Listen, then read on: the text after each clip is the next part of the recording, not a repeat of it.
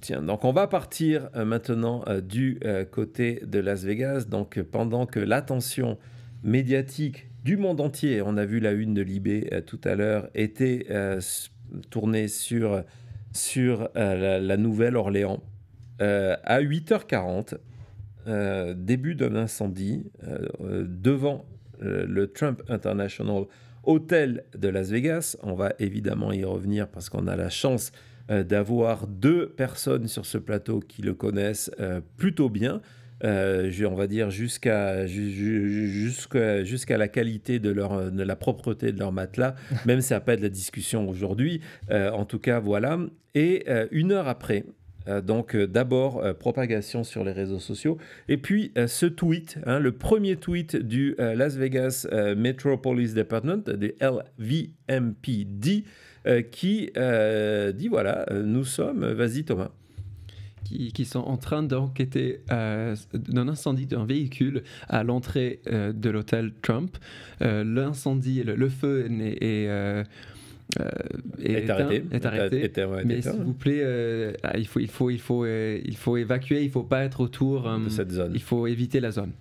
Et donc, on voit, il y a même un numéro de dossier. Pour le classer. Évidemment, il y a des premières images, dont une photo qui va devenir complètement symbolique. D'ailleurs, certains se disent, c'est pas possible, c'est une photo créée par Grok. Il y en a eu des photos créées par Grok, mais celle-là, c'est la réalité. Donc, où on voit la dernière création de Tesla, un Cybertruck, en train de brûler après avoir explosé devant l'hôtel Trump de Las Vegas, donc avec tout ce que ça représente, les deux symboles, Musk et Trump, un président élect et un président de fait, on va dire ça comme ça. Un moment, une photo vraiment complètement folle qui va devenir virale.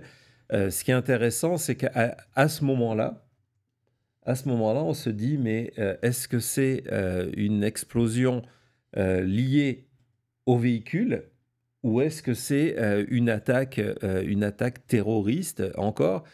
Il faut savoir qu'il y a eu plusieurs exemples de véhicules Tesla, pas que le Cybertruck, mais des véhicules Tesla ces dernières années qui ont eu des problèmes, pas que avec l'autoconducteur et tout ça, mais il y a eu des instances où il y a eu des Tesla qui ont eu des vrais problèmes de batterie. De batterie, exactement. Donc, on pourrait très bien se dire que peut-être il y a encore eu un problème ici et que voilà le résultat. Donc, assez rapidement, les images démontrent qu'il y a eu une explosion. Ouais, comme Thomas vient de le dire, c'est que c'est quand même assez fou dans tout ça de se dire que normalement, on aurait vu ce genre d'image. On se dit, ben voilà, la voiture a explosé, il devait y avoir une bombe à l'intérieur. Là, on s'est dit, non, peut-être que c'est une malfonction de Tesla. Donc du coup Musk a été très présent sur les réseaux sociaux pour expliquer que c'était pas le cas, que c'était lié à des engins explosifs à l'arrière du véhicule, que c'était une très mauvaise idée d'utiliser un Cybertruck qui on voit à l'extérieur d'ailleurs est en assez bon état comme engin explosif parce que le blindage de la carrosserie du véhicule a empêché la propagation. On voit que d'ailleurs les portes n'ont même pas été cassées les portes vitrées n'ont pas été cassées par la déflagration. Et puis surtout, il y a eu les images de sécurité de l'explosion. On va aller voir où vous voyez clairement des feux d'artifice en fin de séquence. All right, play it.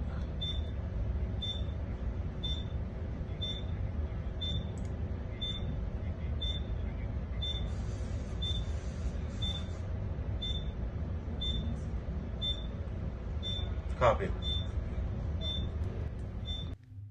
Voilà, pour la précision, c'est important. Au début, Thomas, tu peux faire un arrêt sur image sur ça, de cette séquence, avant l'explosion, On voit une personne attendre juste à côté avec ses bagages. On en voit d'autres derrière. Alors avant que Thomas et Cody nous expliquent les lieux où on est et comment ça se passe, donc on voit une personne qui est en train d'attendre, qui va partir en courant. Et on vous a montré ces images parce que cette personne fait partie des 7 blessés légers et est sortie déjà de l'hôpital. Donc elle n'a pas été tragiquement blessée. Donc Cody, si tu veux commencer par nous expliquer un petit peu la géographie des lieux que tu connais avec ton frère, vu que vous avez fait ce reportage. Oui, donc quand on est allé, comme vous pouvez le voir, c'est quasiment sur le strip, c'est juste derrière le strip où il y a tous les casinos et vraiment la masse de population ici à Vegas, de touristes, se retrouve sur le strip, donc à une rue devant. Vous pouvez voir là les 2 casinos derrière moi, c'est là où est le strip et on peut voir que le Trump est un peu en arrière. Ce qui est vraiment particulier avec le Trump, c'est qu'il n'y a pas de parking, c'est seulement le valet. Et donc vous pouvez voir le valet, c'est exactement où a eu lieu cette explosion. Donc le seul endroit où on peut amener une voiture, c'est exactement où on est arrivé, exactement. Donc là, on est sur exactement le même chemin que le Cybertruck a pris. D'ailleurs, on va voir des images plus tard où on voit le Cybertruck passer exactement où nous se retrouve dans la vidéo. Et là, les images que vous voyez donc de cette entrée, c'est la même entrée vallée où le Cybertruck était garé, là, à quelques mètres de cette voiture. Oui.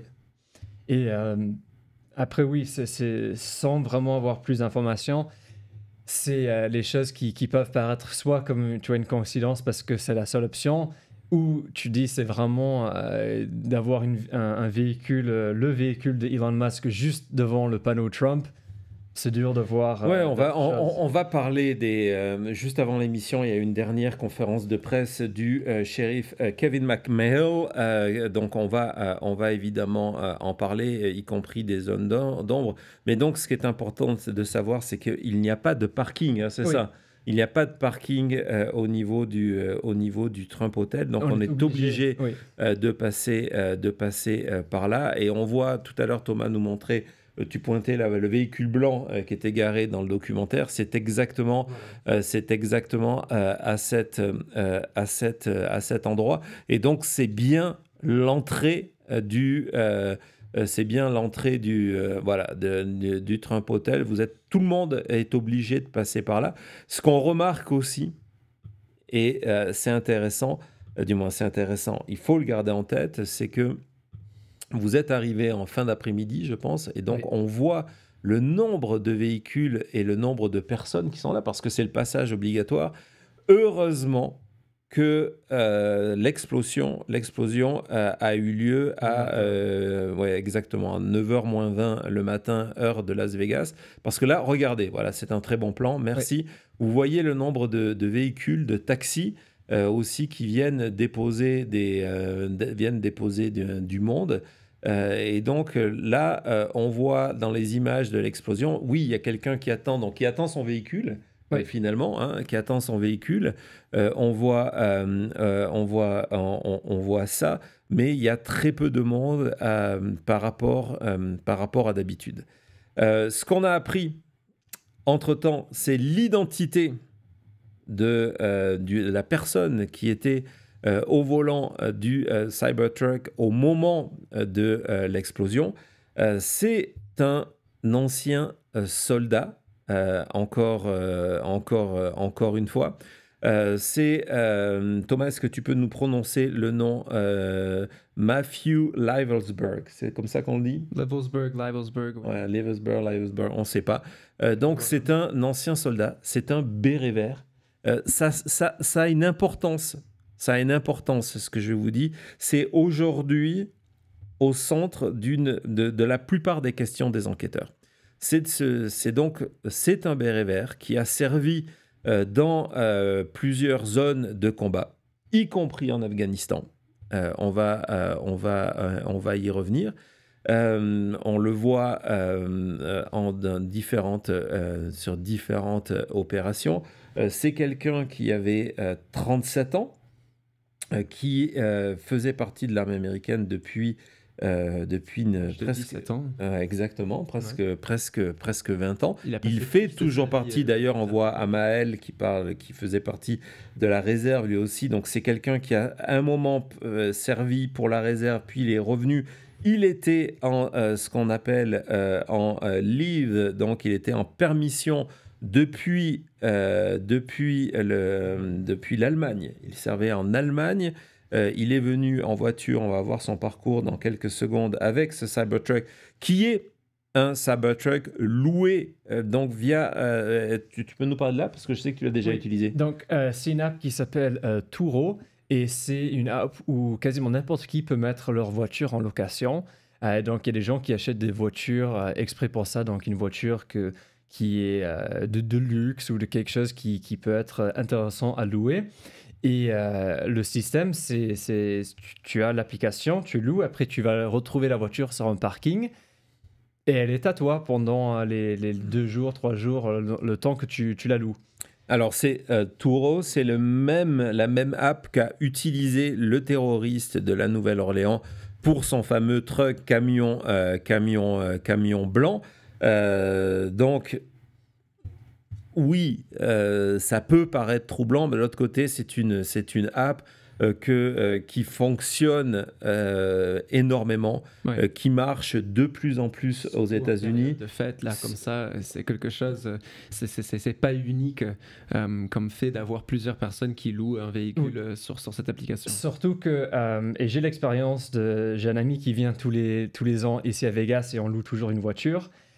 C'est la dernière fois on a dû utiliser un service traditionnel et quand tu compares l'expérience, c'est horrible. C'est plus de frais, moins de voitures, après des changements à la dernière minute pour te mettre dans des contrats pourris et tout ça. Donc, le fait que tous les deux ils ont utilisé Turo, c'est pas nécessairement une surprise. S'il fallait louer une voiture, je préfère utiliser cette application que d'aller dans un bureau comme un Avis ou un Budget. Voilà, donc on a appris donc que Leavelsburg était parti de Colorado Springs. Tu peux nous montrer le parcours confirmé aujourd'hui, hein. Donc ça a été aujourd'hui en conférence de presse. On voit qu'il a loué à Denver. Il a loué le véhicule le 28 décembre et qu'il est parti en mode road trip pour venir. Donc tous les arrêts que vous voyez, ce sont les arrêts pour recharger le Cybertruck. Bon, on va pas faire de commentaires. Donc, vous voyez tout ça, et ce n'est pas une erreur. Il s'est arrêté 2 fois à Las Vegas, une fois à celui du Nevada et un autre qui est beaucoup moins connu dans le nouveau Mexique. J'ignorais le fait qu'il y en avait un au Nouveau-Mexique. C'est pas le seul, il y a aussi en Trinidad au Colorado. Hein. Ah, ok, donc ouais, non, c'est pas mal de voir tout ça. Et donc, pourquoi, au-delà de la coïncidence de calendrier, pourquoi évidemment on reparle de cette affaire-là, c'est que rapidement on s'est rendu compte que, on l'a vu sur les images, qu'à l'arrière du véhicule, il y avait dans le coffre du Cybertruck, il y avait des bonbonnes de gaz. Hein, je pense qu'on va voir les photos. Des feux d'artifice que donc l'équivalent d'un engin explosif. On a les bonbonnes de gaz, si tu peux commencer par celle-ci. Donc vous voyez, vous avez donc des bonbonnes de gaz. En rouge, c'est du liquide inflammable, donc c'est pour ou de l'essence dans certains.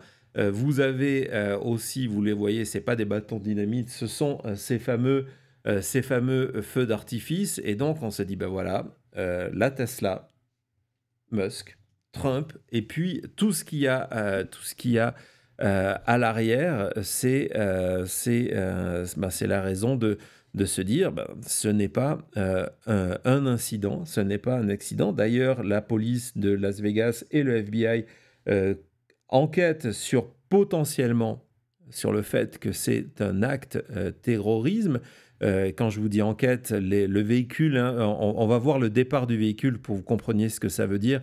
Il a quitté les lieux en pleine nuit parce que les équipes, hein, vous le voyez partir sur le strip là, les enquêteurs, les équipes scientifiques ont travaillé sur le véhicule toute la journée, ce qui leur a permis de confirmer pas mal de choses. Donc on va faire le tour de ce qui a été confirmé aujourd'hui parce que en même temps que ce qui a été confirmé, il y a de nombreuses questions, de nombreuses zones d'ombre qui sont apparues. Donc d'abord, je veux rendre hommage ici au shérif McMail pour la conférence de presse qu'il a donnée aujourd'hui. C'était le contraire de la Nouvelle-Orléans. On sent qu'il a fait un bon média training, lui.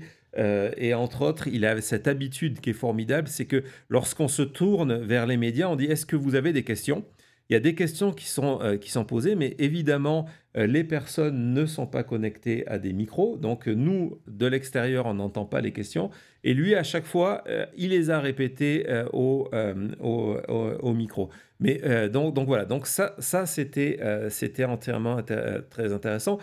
Donc, il est revenu sur l'identité de ce qu'il refuse d'appeler pour l'instant un suspect, mais il utilise le terme de « person of interest ».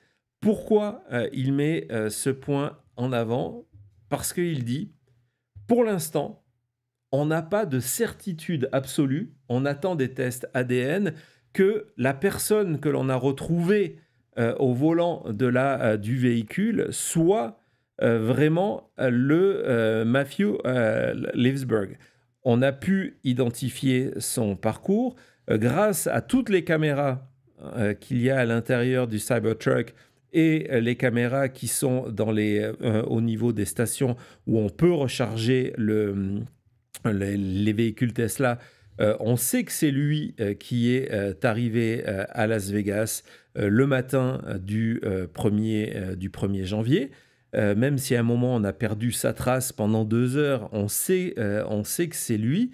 Mais par contre, pour l'instant, on préfère pas le dire à 100% parce que on n'est pas certain, vu l'état du corps, forcément, que c'était lui. On a retrouvé un iPhone, on a retrouvé une pièce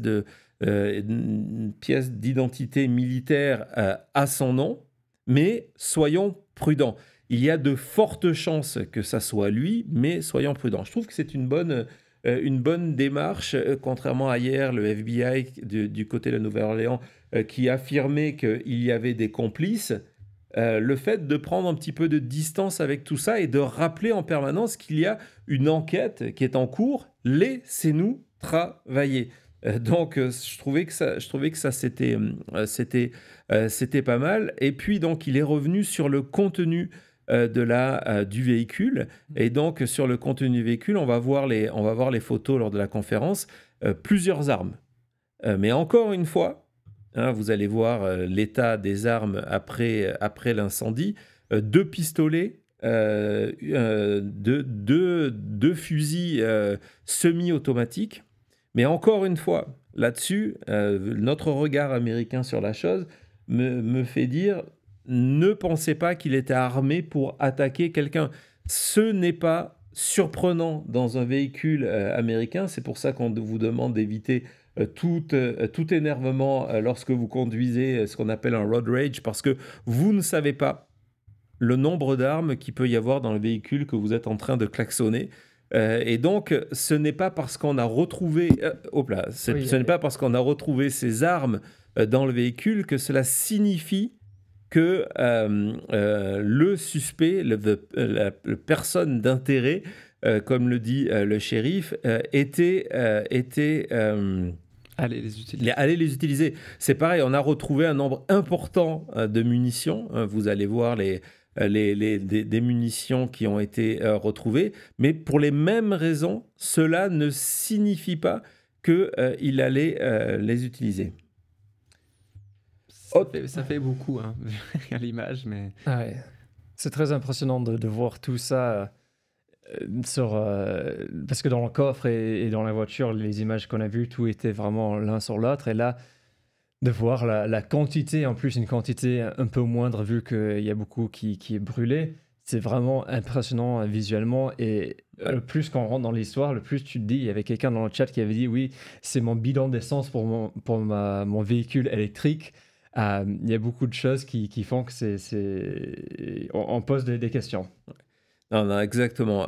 Et puis, ce qui va être intéressant, c'est que grâce au nombre de caméras, Las Vegas, le Strip est une des zones les plus surveillées au monde. D'ailleurs, il y a eu 400 000 personnes, pour que vous compreniez, 400 000 personnes quelques heures avant pour le réveillon. 400 000 personnes sur le Strip sans incident majeur. Donc, c'est une des zones les plus surveillées au monde. Et donc, évidemment, ils ont réussi sur le Strip à retrouver le matin même le Cybertruck. Donc, ça, c'est assez tôt le matin. D'ailleurs, on voit il y a un peu de monde. C'est lorsqu'il vient à une sorte de repérage. On va le voir entrer. Donc c'est dans la zone que vous nous décriviez tout à l'heure. On le voit entrer, donc voilà, caméra de sécurité, il est là. Donc il rentre dans cette zone de vallée où il peut laisser le véhicule, pareil que vous dans le documentaire, c'est ça? Oui, donc la première photo, c'est quand il quitte le Strip, c'était le bout du Fashion Show Mall. Oui. Donc là, la grosse route, le grand boulevard où il est, c'est le Strip. Et là, vous pouvez voir tous les trucs noirs, j'ai oublié le terme, pour exactement éviter que les véhicules passent sur les trottoirs. Ouais, ou chargent. Exactement. C'est quelque chose de nouveau pour protéger le Strip. Et on doit le dire aussi que pour la nouvelle année, il y avait plus de 400 000 personnes à Vegas, dont quasiment même plus sur le boulevard parce qu'ils ont tout fermé et il n'y a rien eu de problème. Mais oui, c'est juste une petite parenthèse que j'ai déjà faite, mais c'est pas grave. Mais là, on voit le véhicule quitter le boulevard Vegas. Et là, il est à peut-être 200 mètres de l'hôtel. La prochaine image où on le voit arriver, c'est le passage qu'on vous a expliqué. Mais en fait, cette image, dans la vidéo, on le voit arriver, ralentir et ressortir une première fois de l'autre côté. Donc, c'était comme tu as dit, c'était sa tournée repérage. Ouais, on a la photo justement de sa sortie du Trump. Après ça, donc les caméras ont continué à traquer, du moins sans le savoir. Grâce à l'enquête, on a réussi à voir ces pièces de puzzle. Il a fait plusieurs fois le Strip. Il est allé, donc là on le voit tourner à un autre endroit, il y a plusieurs images comme ça. Il s'est arrêté une vingtaine de minutes sur un parking, on ne sait pas, personne ne sait ce qui s'est passé avant de revenir. Et 17 secondes après son arrivée, le véhicule a explosé. Ce que la police aujourd'hui a révélé, c'est que la personne qui était au volant du Cybertruck de Tesla était morte et s'était suicidée avant l'explosion du véhicule. Ils ont retrouvé donc à la fois une blessure au niveau de la tête et une arme au pied de la personne. Donc voilà. Maintenant, on va parler de ces zones d'ombre. Mais avant ça, je voudrais vous montrer que du coup, hier, ça a créé ça a été une véritable journée de tension, à Las Vegas. On va voir du coup ce que ça veut dire. C'est pour vous montrer un petit peu. Vous connaissez forcément, si vous avez vécu en France au moment de différentes attaques, mais pour vous montrer, ce sont des images, on n'est absolument pas habitué à voir ça. Il y a eu un moment, un contrôle de véhicule suspect. On va vous montrer, vas-y Thomas, pendant qu'on parle, on peut avoir la vidéo qui joue derrière.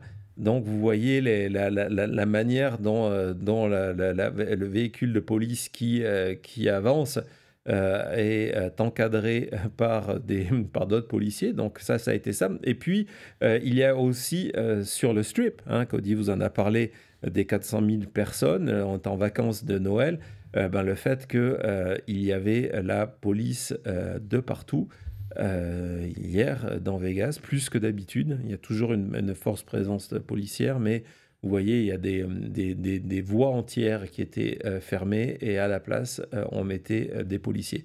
Donc voilà, donc ça c'est une réalité. Et maintenant, on va revenir sur deux aspects qui sont intéressants. Aujourd'hui, dans le cadre de l'enquête, il n'y a pas de certitude, de rapport de coordination entre Jabbar et Leavelsburg à Las Vegas. Il n'y en a pas. Il y a des points intéressants. Les deux sont passés par l'armée. Mais encore une fois, aux États-Unis, l'armée, c'est un ascenseur social. Donc, beaucoup d'Américains sont passés par l'armée. Ça ne veut pas dire que forcément, ils se sont connus là. Les deux ont servi en Afghanistan. Et donc, pour l'instant, on est en train d'essayer de voir si ils ont servi dans les mêmes provinces. Et puis, surtout, ça a été un scoop hier de Denver 7. Donc Denver 7, on l'a vu parce qu'il a sa femme au niveau du Colorado, à Colorado Springs, à côté de Denver, et que le véhicule est parti de là. Donc Tony Kowaleski, rendons hommage à la presse locale, qui a été le premier à sortir que les Leavelsburg et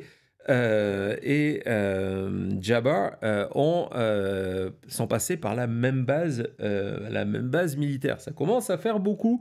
On va voir la une de leur site. Hein. Ils sont allés dans le détail avec des tas d'informations dont les suspects de Vegas et des attaques de Nouvelle-Orléans ont servi à la même base militaire. L'information a été confirmée ce matin aux États-Unis par le Pentagone. Ils sont passés par la même base militaire à un moment. Mais les autorités estiment qu'il n'y a pas eu de overlap, c'est-à-dire qu'ils y étaient au même moment. Hein, ils ont une différence d'âge, un à 37 ans, l'autre avait 37 ans, l'autre avait 42 ans. Donc, ils sont pas forcément la même situation. Donc, c'est vrai que lorsqu'on regarde ça, on se dit, quand même, Tesla, là, le même jour, les deux sont liés, les deux sont passés à la même base. Je vais mettre un bémol là-dessus. Le bémol, c'est le suivant. La base en question, c'est Fort Liberty, anciennement Fort Bragg, où sont les bérets verts, où Leavelsburg a fait son entraînement. Fort Liberty, en Caroline du Nord, c'est la plus grande base militaire au monde. C'est donc forcément la plus grande base militaire aux États-Unis. Et en gros, lorsque vous rejoignez l'armée, il y a 9 chances sur 10 qu'à un moment de votre préparation, de votre entraînement, ou un moment de votre carrière, lorsque vous restez 10 ans, 15 ans, 20 ans à l'armée, que vous passiez par Fort Bragg. Donc, encore une fois, hein, il y a toujours deux faces à une pièce. Il y a, waouh, c'est troublant, mais de l'autre côté, c'est pas anormal. C'est pas anormal parce que ils ont été tous les deux dans l'armée et à un moment, lorsqu'on est militaire, on passe quasiment tout le temps par Fort Bragg. Mais c'est pas ça le point le plus intéressant, le plus troublant de l'enquête. Il a été révélé aujourd'hui. On en parle dans quelques secondes après une petite pause thé. À tout de suite.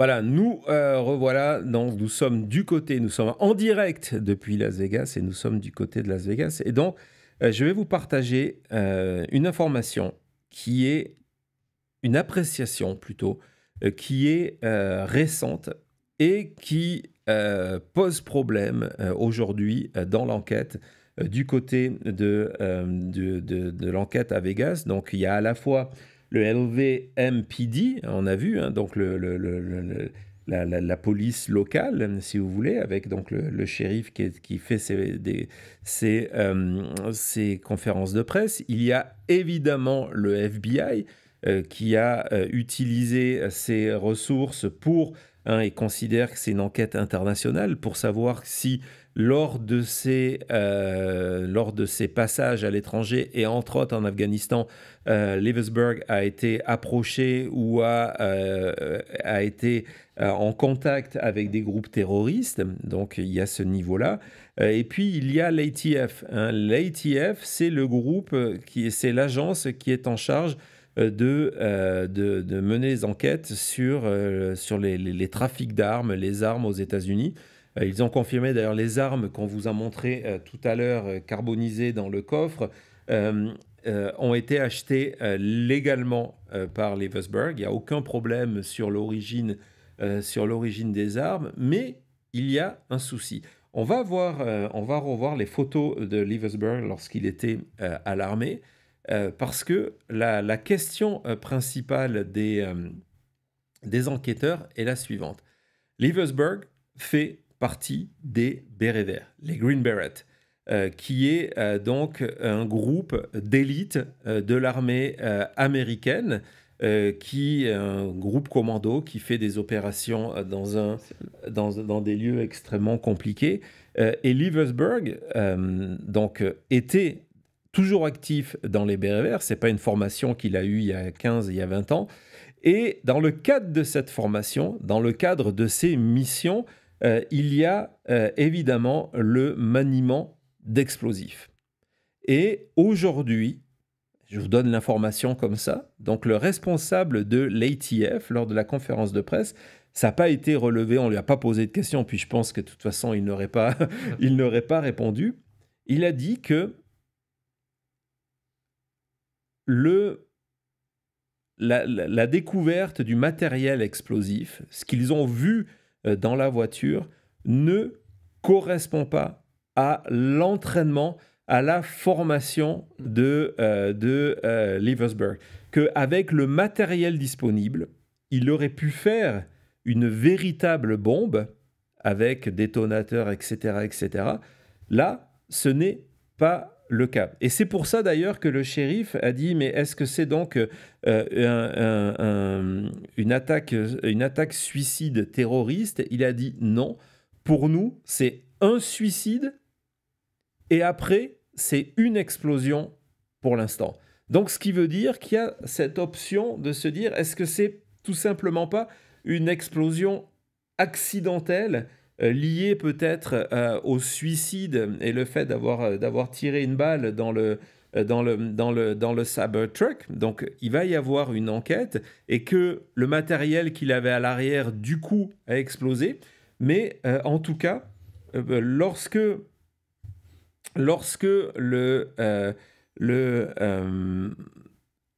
les spécialistes, les experts de l'ATF, les experts du FBI regardent ce qui reste à voir, ils disent ce n'est pas une bombe fabriquée par quelqu'un qui a l'expérience, le savoir de Leavesburg. Donc ça laisse la porte ouverte, évidemment, à ce que vous voulez, à beaucoup de choses, mais entre autres, le fait que peut-être il y a une partie accidentelle dans tout ça. Ce qu'il faut savoir aussi, c'est que sa famille et certains posts retrouvés sur les réseaux sociaux et entre autres sur un forum réservé à l'armée américaine démontrent que Leavesburg était un supporter de Donald Trump. Donc, ce qui complique la chose. Mais oui, comme le dit Fafa Gala, c'est pas professionnel la manière dont tout ça a été fait pour un béret vert, en expliquant que s'il avait voulu faire une véritable bombe avec le matériel disponible, c'était possible, mais ça n'a pas été le cas.